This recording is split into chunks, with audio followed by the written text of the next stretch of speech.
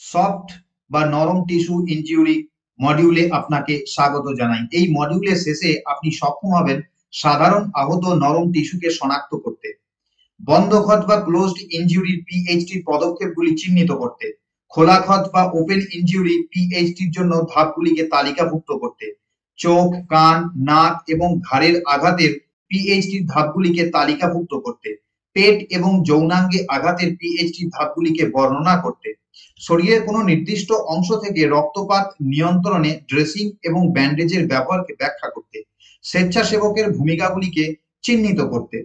এই মডিউলে আমরা সাধারণ নরম টিস্যুর আঘাত এবং আক্রান্তদের জন্য প্রাক হাসপাতাল চিকিৎসা নিয়ে আলোচনা করব।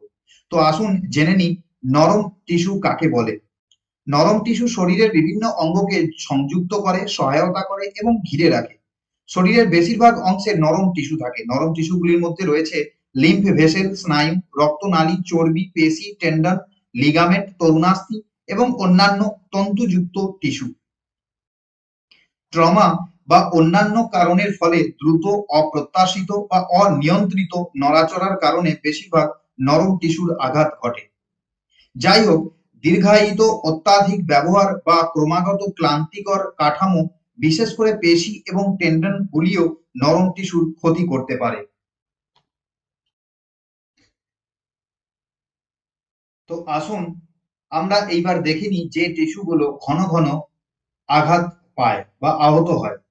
সেই টিস্যুগুলি হলো লিগামেন্ট, পেশি, টেন্ডন, স্নায়ু, অস্থি এবং তরুণাস্থি।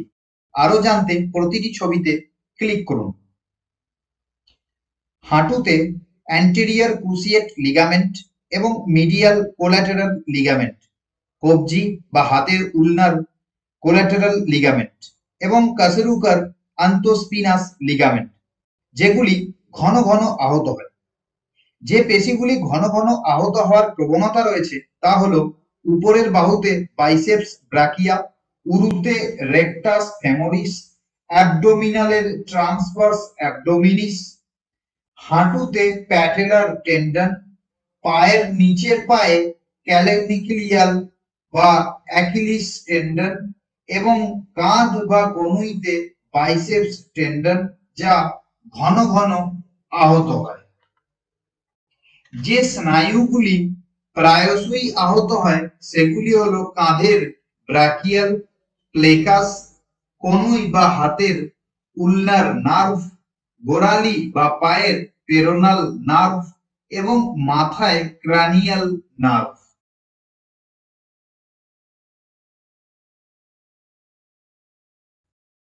পায়ের ফিমার হাড়, বাহুতে হিউমেরাস, ধরের পাঁজর, পায়ে মোটাটার্সাল, I6 এবং হাতে মেটাকার্পালস I6 হাড়, যা প্রায়শই আহত হয়। তরুণাস্থি, হাঁটুতে মেনিস্কি, মেরুদণ্ডের ইন্টারভার্টেব্রাল ডিস্ক এবং নিতম্বের অ্যাসিটাবুলাম, যা ঘন ঘন আহত হয়।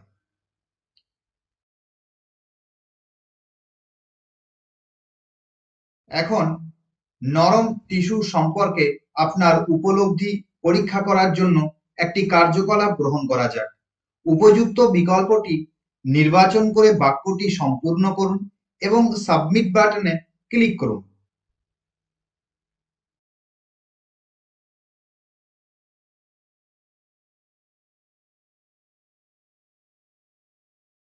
এখন ক্লোজড বা বন্ধ ক্ষত সম্পর্কে জেনে নেওয়া যাক। এগুলি এমন ক্ষত যেখানে ত্বক অক্ষত থাকে, অন্তর্নিহিত টিস্যু প্রকাশ করে না।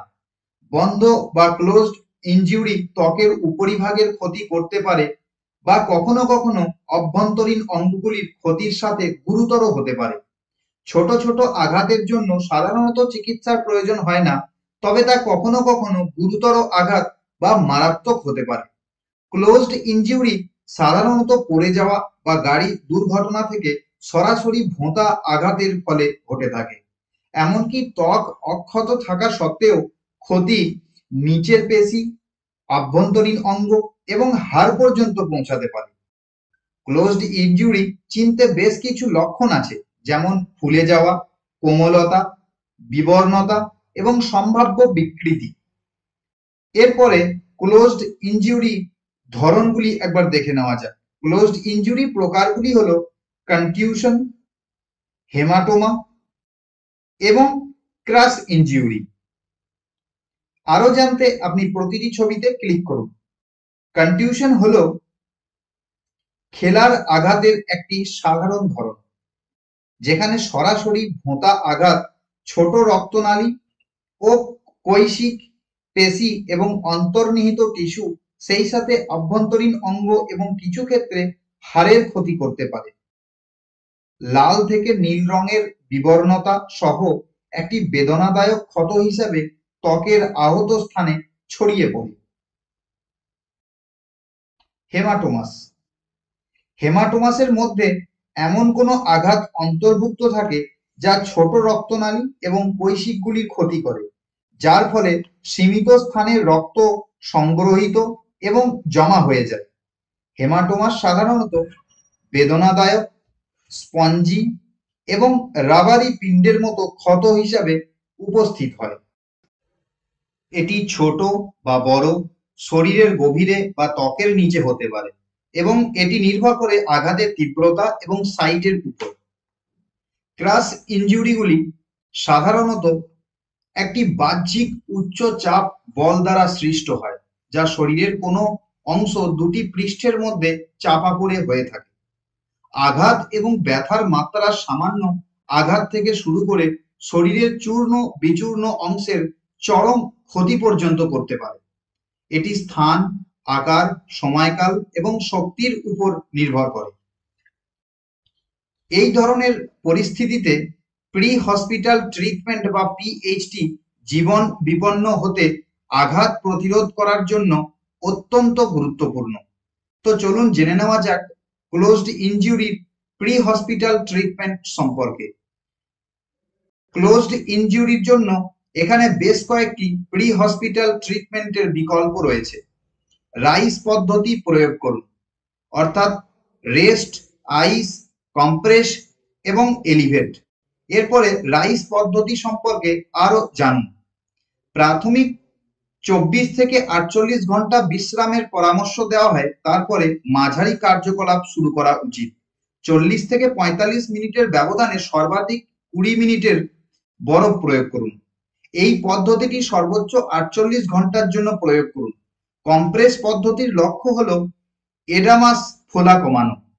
এলিভেশন বা উচ্চতার লক্ষ্য শিরায় নিয়মতান্ত্রিক সঞ্চালনে রক্তের প্রত্যাবর্তন বৃদ্ধি করে ফোলা কমানো। তারপর আভ্যন্তরীণ রক্তপাতের ইঙ্গিত হতে পারে এমন অত্যাবশ্যক লক্ষণগুলি কখনো দ্রুত পরিবর্তনের জন্য রোগীকে পর্যবেক্ষণ করুন, যা একজন চিকিৎসকের দ্বারা চিকিৎসা করা উচিত। শকের জন্য চিকিৎসা করুন। রোগীকে অবিলম্বে একটি মেডিকেল সেন্টারে নিয়ে যান। এরপরে আসুন ক্লোজড ইনজুরির প্রকারগুলি সম্পর্কে শিখে নিই। ক্লোজড ইনজুরি সাধারণত চামড়া ফেটে যাওয়া বা কাটা বোঝায় এবং অন্তর্নিহিত টিস্যু বাইরে থেকে দৃশ্যমান হয়। একটি ক্লোজড ইনজুরি হলো ত্বক বা শ্লেষ্মা ঝিল্লিতে একটি টিয়ার, যেমন একটি ছুরি দ্বারা চামড়া কেটে যাওয়া। ক্লোজড ইনজুরিগুলি ফলে সবচেয়ে সাধারণ দুর্ঘটনাগুলি হলো পড়ে যাওয়া, ধারালো বস্তুর অব্যবস্থাপনা, সরঞ্জাম বা যন্ত্রপাতির সাথে দুর্ঘটনা এবং সড়ক দুর্ঘটনা। ক্লোজড ইনজুরির প্রকারগুলির মধ্যে ঘর্ষণ, নিয়মিত এবং অনিয়মিতভাবে আঘাত করা, অনুপ্রবেশ এবং খোঁচা ক্ষত, অ্যাভালশন, বিচ্ছেদ, পেষণকারী আঘাত, খোলা বা বন্ধ, বন্দুকের গুলির ক্ষত বা ইম্পেলড বস্তু হতে পারে। আরো জানতে প্রতিটি ছবিতে ক্লিক করুন। একটি ঘর্ষণ হলো একটি ত্বকের ক্ষত যা একটি ত্বকের শক্ত এবং রুক্ষ পৃষ্ঠের ঘষে বা স্ক্রাব করার ফলে ঘটে থাকে। এই ধরনের ক্ষতের রক্তপাত সাধারণত সীমিত হয়, কিন্তু সংক্রমণ এড়াতে ত্বক পরিষ্কার করা অত্যন্ত আবশ্যক। সাধারণত ঘর্ষণে স্ক্র্যাপ এবং স্ক্র্যাচ অন্তর্ভুক্ত থাকে এবং ত্বকের বাইরের স্তর ক্ষতিগ্রস্ত হয়। এই ধরনের ক্ষতগুলিতে ত্বকের সমস্ত স্তর ক্ষতিগ্রস্ত হয় না। ল্যাসিরেশন একটি ক্ষত যা ত্বককে ক্ষতিগ্রস্ত করে। একটি ঘর্ষণ অদৃশ্য, চামড়া শরীরের অঙ্গ থেকে আলাদা হয় না। সাধারণত এটি ধারালো বস্তু যেমন কাঁচের টুকরোতে কাটা থেকে হতে পারে। এই ধরনের ক্ষত থেকে রক্তপাত দ্রুত এবং ব্যাপক হতে পারে। এই ধরনের ক্ষতের নিম্নলিখিত বৈশিষ্ট্যগুলি হলো মসৃণ কেটে যাওয়া, ধারালো বস্তু দ্বারা কেটে যাওয়া, একটি ভোঁতা বস্তুর সাথে গুরুতর আঘাত লাগা। এই ধরনের আঘাতের গভীরতা নির্ধারণ করা অসম্ভব এবং যথেষ্ট পরিমাণে রক্তপাত হয়। পেনিট্রেশন এবং পাংচার উন্ড, একটি ছিদ্রকারী ক্ষত যা টিস্যুতে একটি ছোট গর্ত সৃষ্টি করে। এমনকি যদি সামান্য বাহ্যিক রক্তপাত হয় তবে এটি অঙ্গের অভ্যন্তরীণ ক্ষতির ফলে গুরুতর অভ্যন্তরীণ রক্তক্ষরণ হতে পারে, যেমন বন্দুকের গুলির আঘাতে হয়ে থাকে। অ্যাভালশন, অ্যাভালশন হলো টিস্যুগুলিকে জোরপূর্বক ছিঁড়ে ফেলা বা আংশিক ছিঁড়ে ফেলা। এটি বন্দুকের গুলি, বিস্ফোরণ, পশুর কামড় বা অন্যান্য শরীর চূর্ণের মতো দুর্ঘটনায় ঘটে থাকে। রক্তপাত ভারী এবং দ্রুত হয়। অ্যাভালশন ক্ষতের বৈশিষ্ট্যগুলি নিম্নরূপ: চামড়া ঝুলে যায়, টিস্যু মরে যায়, চামড়া সম্পূর্ণভাবে আলাদা হয়ে যায় এবং টিস্যু তার অক্সিজেন সরবরাহ থেকে বিচ্ছিন্ন হয়ে যায়। অ্যাম্পিউটেশন,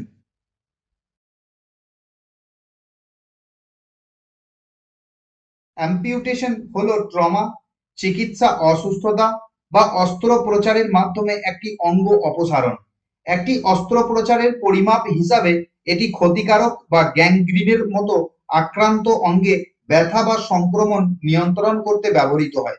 কিছু ক্ষেত্রে এই ধরনের সমস্যার জন্য প্রতিরোধমূলক ব্যবস্থা হিসাবে এটি ব্যক্তিদের উপর ব্যবহৃত হয়। একটি বিশেষ ঘটনা হলো জন্মগত অঙ্গচ্ছেদ, একটি জন্মগত ব্যাধি যেখানে ভ্রূণের অঙ্গগুলি সংকোচনমূলক ব্যান্ড দ্বারা কেটে ফেলা হয়।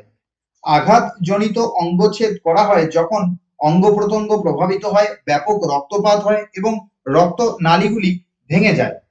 ক্রাশিং ইনজুরি, ক্রাশিং ইনজুরিগুলি প্রায়শই একটি গাড়ির নিচে পিষ্ট হওয়ার কারণে বা যন্ত্রপাতি নির্মাণ বা কৃষি সংক্রান্ত ঘটনার কারণে ঘটে থাকে। বৃহৎ ভূমিকম্পের মতো প্রাকৃতিক বিপর্যয়ে 3 থেকে 20% গণমৃত্যু ঘটে থাকে ভবন ধসে যাওয়া এবং সেই ভবনে আটকে পড়ার কারণে।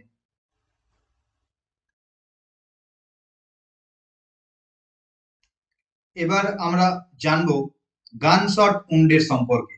বন্দুকের গুলির ক্ষতের তাৎক্ষণিক ক্ষতিকর প্রভাব সাধারণত গুরুতর রক্তপাতের সাথে এবং হাইপোভোলেমিক শক হওয়ার সম্ভাবনার সাথে যুক্ত থাকে।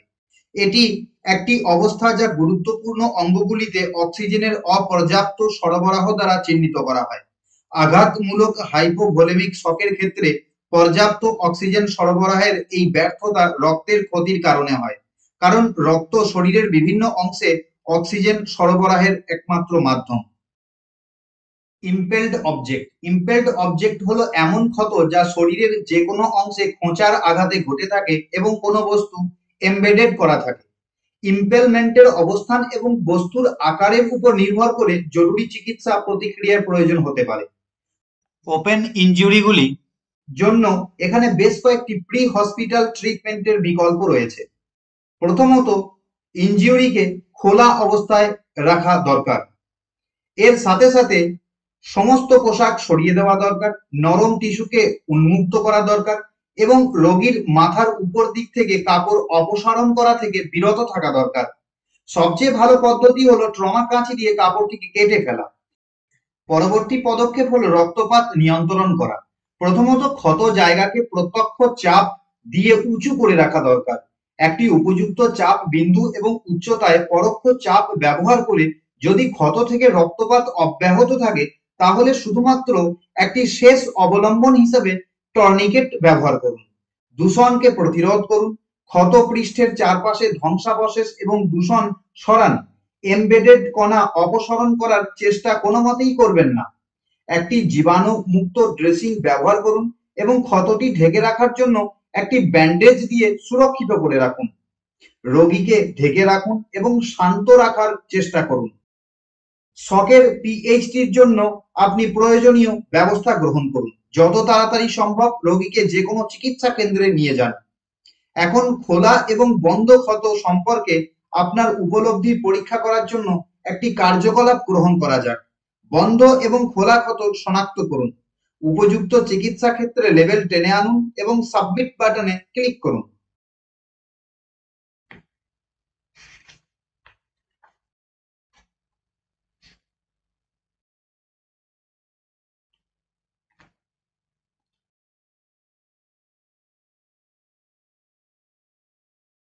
এখন রক্তপাত নিয়ন্ত্রণে ড্রেসিং এবং ব্যান্ডেজের ব্যবহার সম্পর্কে একবার জেনে নেওয়া যাক।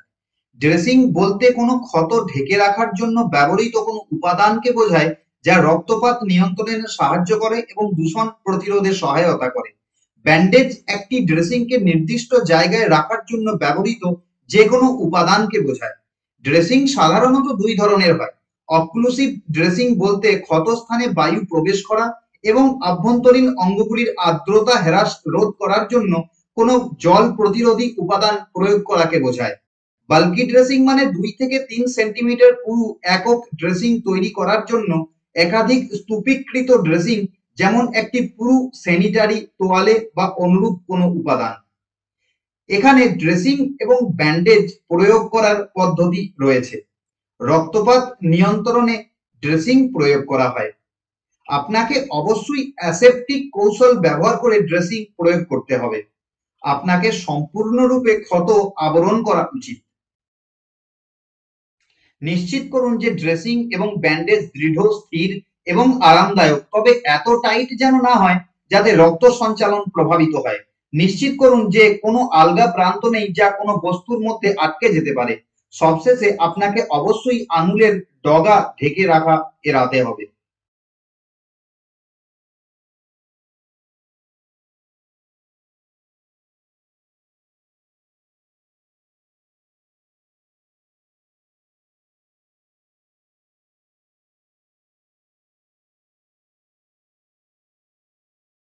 এতক্ষণ আপনার রক্তপাত নিয়ন্ত্রণে ড্রেসিং এবং ব্যান্ডেজের প্রয়োগ সম্বন্ধে জেনেছেন। এবার আমরা জেনে নেব কিছু প্রাথমিক নীতি সম্পর্কে। সেগুলি হলো সতর্কতা অবলম্বন করুন, শনাক্ত করুন এবং সংকুচিত করুন।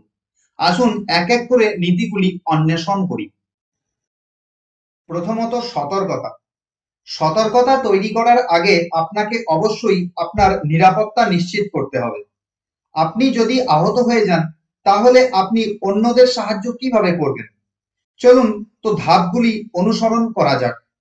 যদি ঘটনাস্থলটি আপনার জন্য নিরাপদ হয় তাহলে আহত ব্যক্তির যত্ন প্রদান করুন।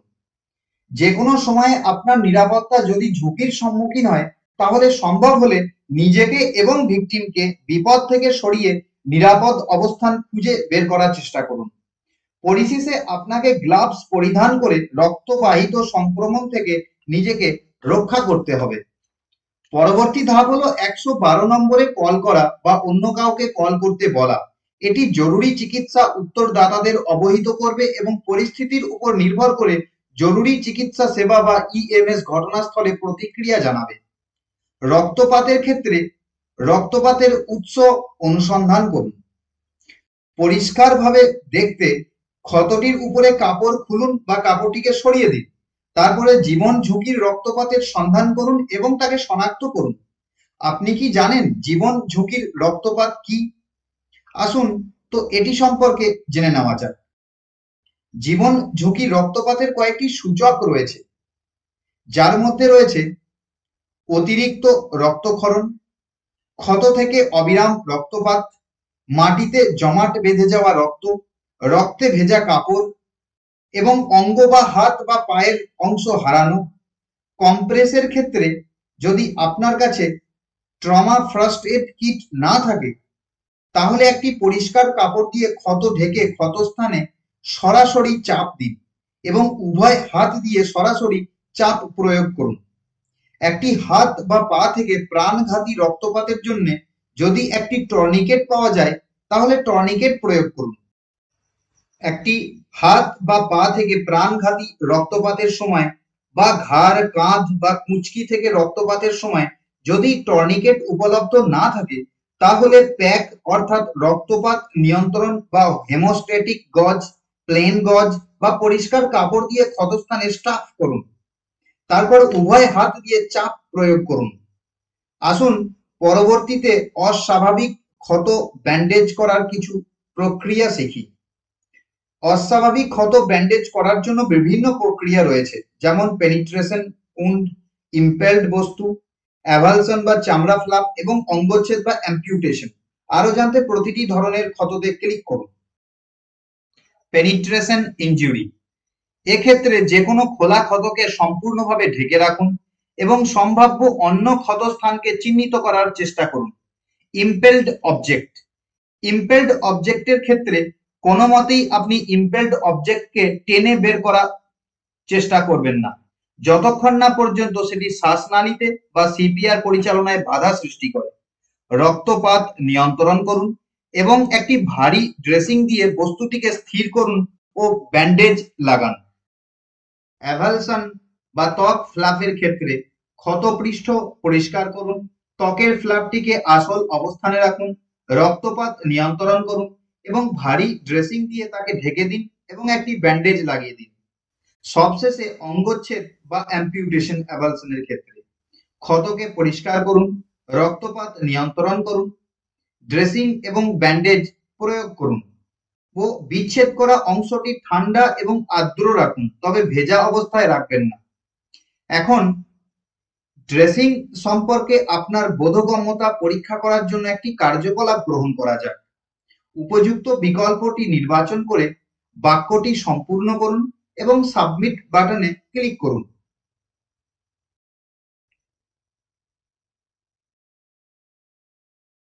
এখন আসুন বিশেষ পরিস্থিতিতে যেমন চোখ, কান, নাক এবং ঘাড়ের আঘাতের জন্য কিছু প্রি হসপিটাল ট্রিটমেন্টের দিকে নজর দেওয়া যাক।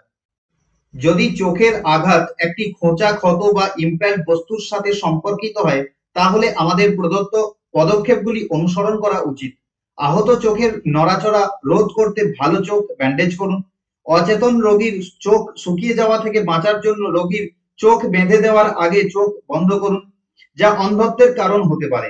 একটি বহিষ্কৃত চোখের সাথে একইভাবে আচরণ করুন যেমন আপনি একটি ইম্প্যাল্ড বস্তুর সাথে একটি চোখের আচরণ করেন। চোখের বলটিকে সকেটে ফিরিয়ে দেওয়ার চেষ্টা করবেন না। যদি এটি বের করে দেওয়া হয়, ব্যান্ডেজ লাগানোর আগে এটিকে একটি কাপ বা স্কার্ফবোর্ডের শঙ্কু দিয়ে ঢেকে দিন।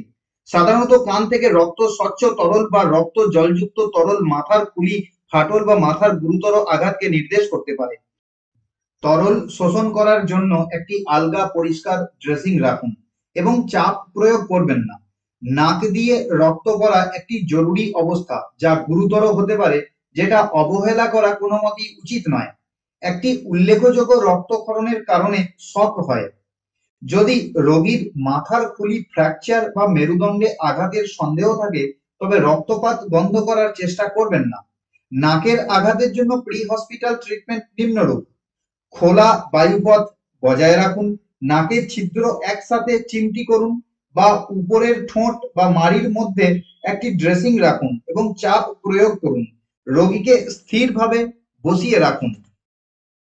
আপনি নাকের ভিতরে খুঁজে পেতে পারেন এমন কোনো বস্তু সরিয়ে ফেলবেন না এবং অ্যাভালশনের জন্য একটি কম্প্রেসিভ ড্রেসিং প্রয়োগ করুন।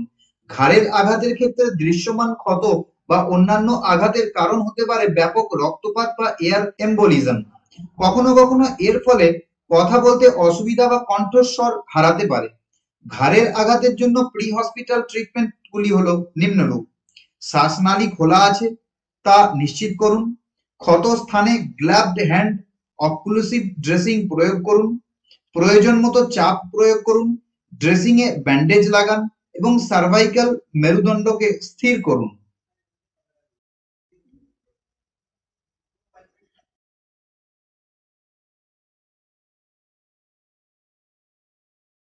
আসুন পরবর্তীতে কিছু পেট এবং যৌনাঙ্গে আঘাত দেখি। পেটে শক্ত এবং ফাঁপা অঙ্গ রয়েছে। ফেটে যাওয়া ফাঁপা অঙ্গগুলির বিষয়বস্তু যেমন পাকস্থলী, বৃহৎ এবং ছোট অন্ত্র, পেরিটোনিয়াল গহ্বরে ছড়িয়ে পড়া এবং পাচক এনজাইম, অ্যাসিড এবং ব্যাকটেরিয়া মুক্ত করার ফলে এটি প্রদাহজনক প্রতিক্রিয়া হতে পারে। এমনকি কঠিন অঙ্গ যেমন লিভার, প্লীহা অন্যদের মধ্যে ফেটে গেলেও মারাত্মক রক্তক্ষরণ হতে পারে। পেটের আঘাতের কিছু চিকিৎসা পদ্ধতি সম্পর্কে এবার জেনে নেওয়া যাক।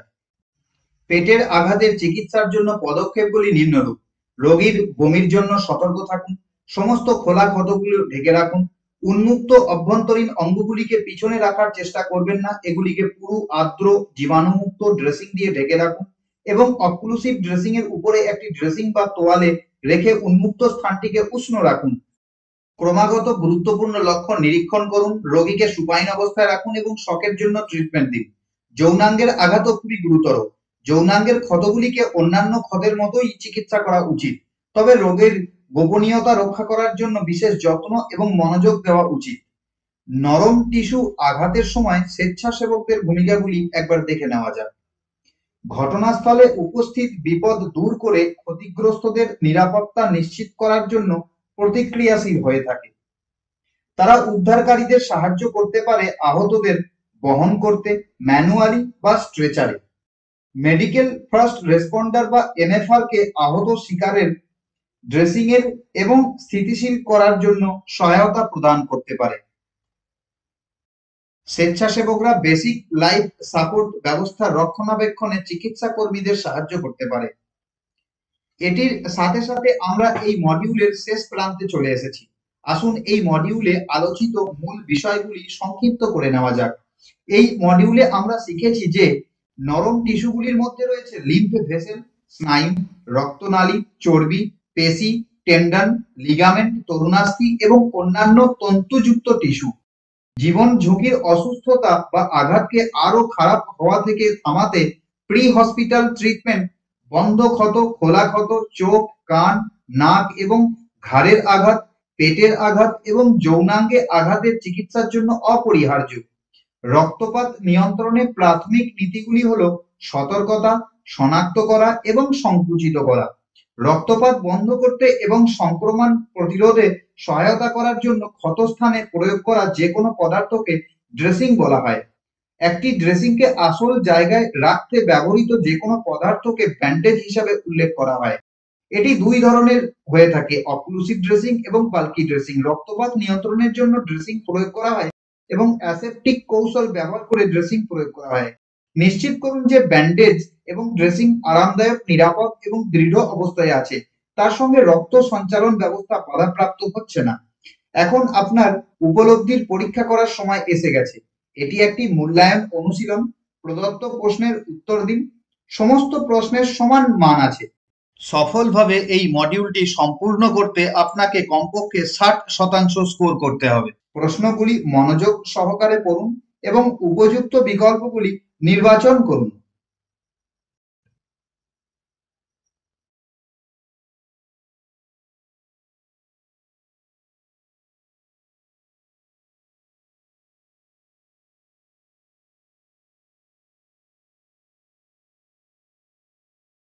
অভিনন্দন, আপনি সফট টিস্যু ইনজুরির মডিউলটি সফলভাবে সম্পন্ন করেছেন।